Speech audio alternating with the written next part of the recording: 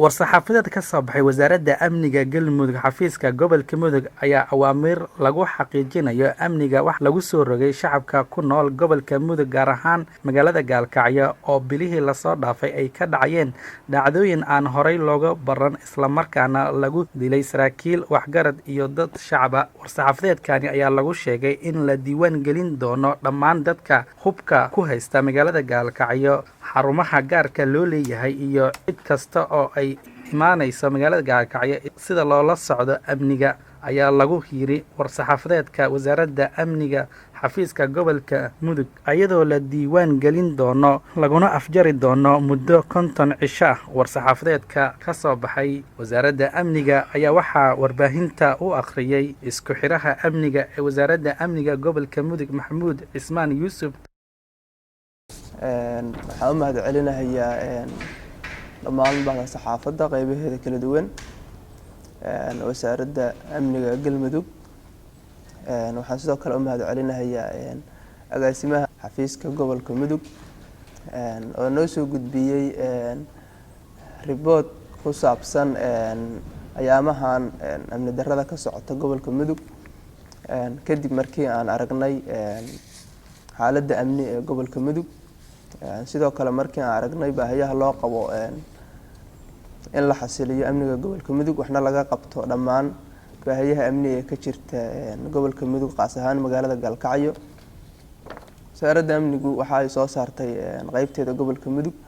war-saxaafadeed amni oo ku saabsan sidii wax looga bedeli lahaa qaabka ay u socdaan dhacdooyinka ka socda magaalada gaalkacyo.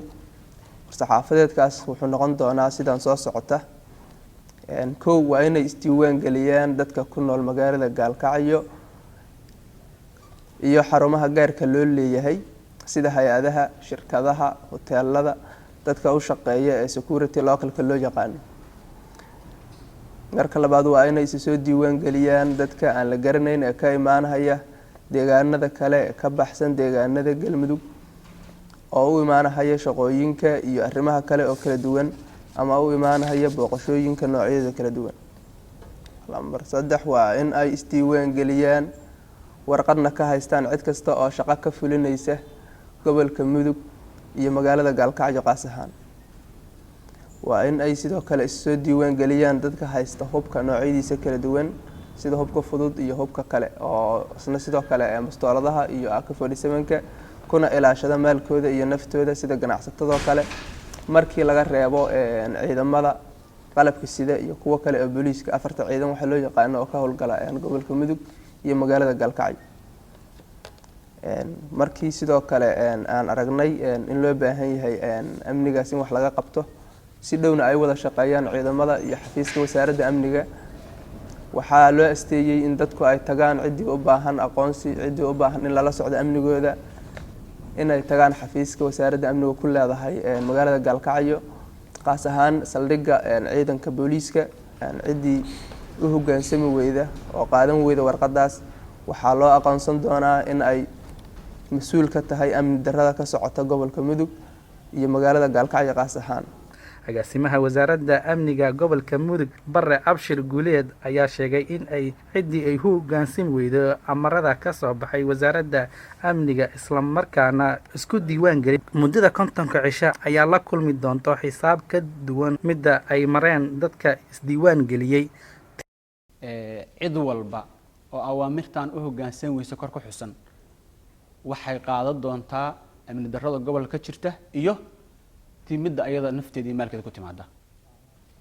kontankaas bariya diiwaan gelin soconaysa wixii ka dambeeya waxa bilaaban doona howlgallo amni, waxa bilaaban doona howlgallo labada gobolba ka socon doona qaasatan gobolka mudug si dardar gelin uga socon doona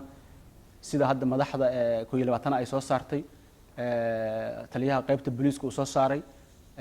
annaguna aan ku sii ayadayno xafiis ugu furan si dadka iyo ciidanka loo kala badbaadiyo oo dadku ay aqoonsiyaal u helaan baaritaan gaar lagu sameeyo. cid walba oo ayadoo kontankaas bari kadib ay isdiiwaan gelin lagu soo qabto gobolka mudug waxay qaadan doontaa amni darradii hore uga dhacday iyo midda hadda ka bacdi hadii la kuurinayo ka dhici doonta kontanka bari gudahooda iyo dhammaan wixii hore gobolkan uga dhacay. tilaabooyinka lagu xaqiijinayo amniga deegaanada Galmudug ayaa waxaa horay amaro ugu soo baxay taliyaha qaybta 21aad ee xoogga dalka iyo taliyaha qaybta taliska booliska ee gobolka Mudug iyadoo wasaaradda ay xoojin amarkaas waxna lagu qabanaya ammaanka iyo xasilloonida deegaanada Galmudug gaar ahaan gobolka Mudug. Faysal Wadani, raadiyaha telefishinka dowlad goboleedka Koonfur Galbeed Gaalkacyo.